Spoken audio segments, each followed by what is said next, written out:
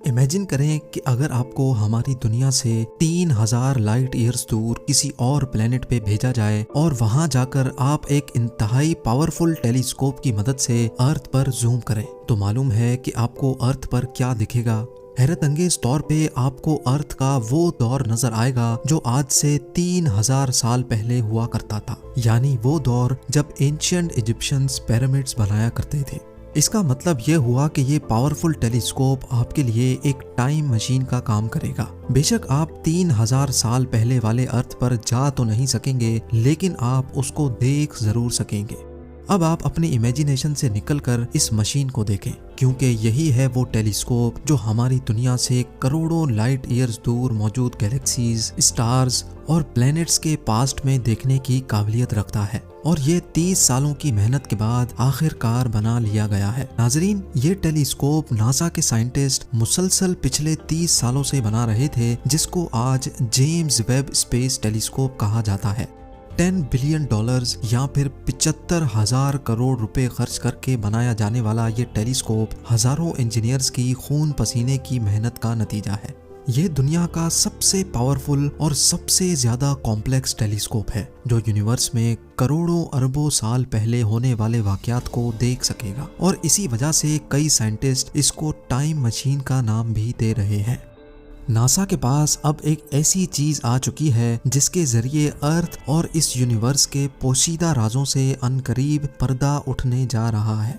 लेकिन सवाल ये है कि करोड़ों अरबों साल पास्ट में जो कुछ भी हुआ वो ये टेलीस्कोप कैसे देख सकेगा, ये टेलीस्कोप काम कैसे करता है और हम इसके जरिए क्या क्या देख सकेंगे। इन सवालात के जवाब जानने के लिए जरूरी है कि पहले हम ये जानें कि हमें चीजें नजर कैसे आती हैं।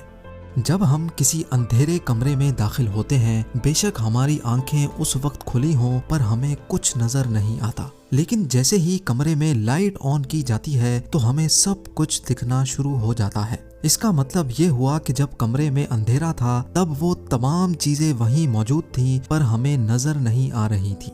लेकिन लाइट ऑन होने के बाद जब लाइट उन तमाम ऑब्जेक्ट से रिफ्लेक्ट होकर हमारी आंखों पर पड़ी तब हमें सब कुछ दिखना शुरू हो गया। यानी हमारे किसी भी चीज को देखने के लिए लाइट बहुत ज्यादा इम्पोर्टेंट होती है। लाइट जो कि 3 लाख किलोमीटर पर सेकंड की स्पीड से ट्रेवल करती है, उसको एक छोटे से कमरे के अंदर फैलने में तो जरा सी भी देर नहीं लगती। लेकिन जब यही लाइट हमारी इतनी बड़ी यूनिवर्स में फैलती है तो जाहिर है इसको भी एक जगह से दूसरी जगह जाने में टाइम लगता है। चांद और अर्थ के दरमियान तकरीबन 3,84,000 किलोमीटर का फासला है। सूरज की रोशनी चांद से टकराकर जब अर्थ तक पहुंचती है तभी हमें चांद नजर आता है, और ये रोशनी चांद से अर्थ तक पहुंचने में 1.25 सेकंड लगाती है। इसका मतलब ये हुआ कि जो चांद हम देख रहे होते हैं वो असल में चांद का 1.25 सेकंड पुराना वर्जन होता है। ये तो रहा चांद जो अर्थ से काफी करीब है। दूर जो चमकता तारा आप देख रहे हैं ये है सैटर्न, जो कि हमारे ही सोलर सिस्टम का एक प्लैनेट है। अर्थ से लेकर सैटर्न तक का फासला करीब 160 करोड़ किलोमीटर है। लाइट जो कि 3 लाख किलोमीटर पर सेकंड की स्पीड से ट्रेवल करती है, इसको सैटर्न से अर्थ तक आने में पूरे 5333 सेकंड या फिर 1.5 घंटा लग जाता है। यानी सैटर्न जो कि हम अर्थ से देख रहे होते हैं ये असल में सैटर्न का 1.5 घंटे पुराना वर्जन होता है। अगर इस वक्त सैटर्न टूटकर 2 टुकड़े भी हो जाए तब भी हमें 1.5 घंटे तक ये ऐसे ही दिखता रहेगा।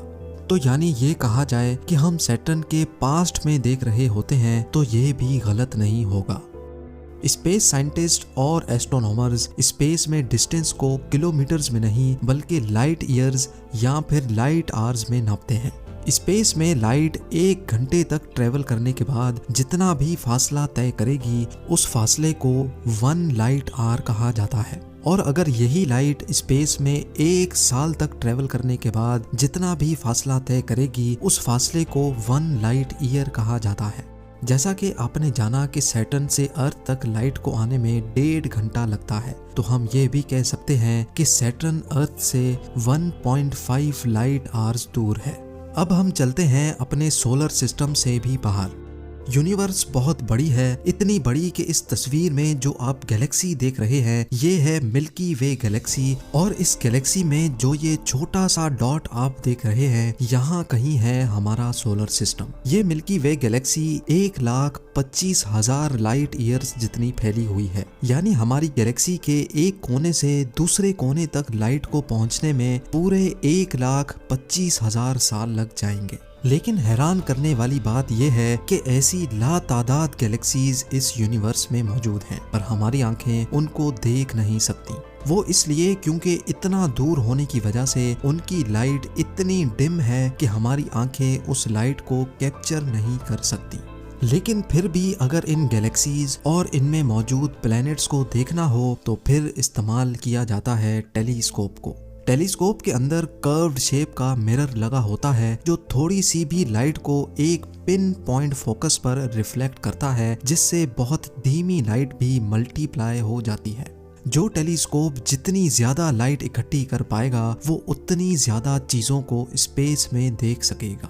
1990 में लॉन्च होने वाला हबल टेलीस्कोप हमारे सोलर सिस्टम से 10 बिलियन लाइट ईयर्स दूर मौजूद गैलेक्सीज को भी देख सकता है। हबल के इस सिस्टम को डीप फील्ड भी कहा जाता है। ये वो पिक्चर है जो हबल डीप फील्ड ने कैप्चर की थी और असल में हम इन गैलेक्सीज के पास्ट में देख रहे हैं।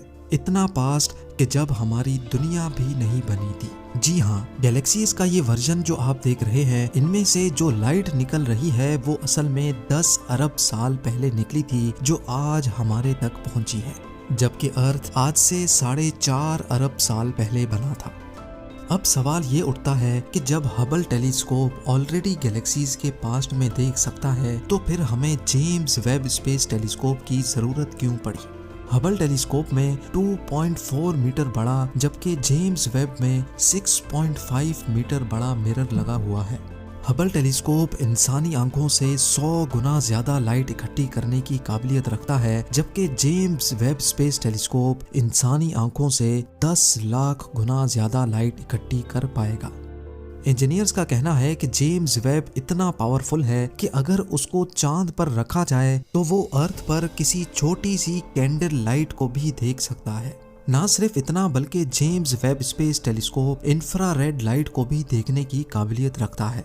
साइंस के मुताबिक जो गैलेक्सीज और स्टार्स हमसे दूर जा रहे हैं उनकी लाइट हमारे तक पहुंचते पहुंचते इंफ्रारेड लाइट में कन्वर्ट हो जाती है। इंफ्रारेड लाइट जो ना ही हबल डिटेक्ट कर सकता है और ना ही इंसानी आंखें। जेम्स वेब स्पेस टेलीस्कोप की मदद से हमें उन गैलेक्सीज का भी पता लग जाएगा जो यूनिवर्स में मौजूद तो हैं लेकिन हम उनको देख नहीं सकते।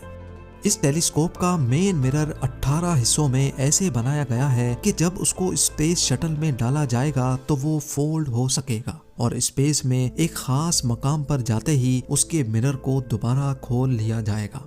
क्योंकि जेम्स वेब टेलीस्कोप को इंफ्रारेड लाइट डिटेक्ट करनी है, इसी वजह से इसका स्पेस में ठंडा होना बहुत ज्यादा जरूरी है। इसके मिरर वाली साइड पर सूरज की थोड़ी सी भी तपिश ना लगे, इसी वजह से इसकी डायरेक्शन सूरज के ऑपोजिट साइड पर होगी, जबकि इसकी बैक साइड पर सन शील्ड की 6 लेयर्स लगाई गई है। ये सन शील्ड खुलने के बाद एक टेनिस कोर्ट की साइज जितनी फैल जाती है। ये सब कुछ इतना कॉम्प्लेक्स है कि अगर स्पेस में इसके खुलने के वक्त एक छोटी सी भी गलती हुई तो करोड़ों डॉलर और सालों की मेहनत एक ही पल में ढेर हो जाएगी। 25 दिसंबर 2021 को जेम्स वेब स्पेस टेलीस्कोप को स्पेस में हमेशा के लिए रवाना कर दिया गया है। जेम्स वेब को अर्थ से तकरीबन 15 लाख किलोमीटर दूर एक पॉइंट पर पार्क किया जाएगा जिसको L2 पॉइंट कहा जाता है। नासा के एस्टीमेट के मुताबिक 25 जनवरी 2022 को ये टेलीस्कोप L2 पॉइंट पर पहुंच जाएगा और अगर सब कुछ प्लान के मुताबिक चलता रहा तो L2 पहुंचते ही जेम्स वेब टेलीस्कोप अपना काम शुरू करता। एपिसोड भी आप लोग भरपूर लाइक और शेयर करेंगे। आप लोगों के प्यार भरे कमेंट्स का बेहद शुक्रिया। मिलते हैं अगली शानदार वीडियो में।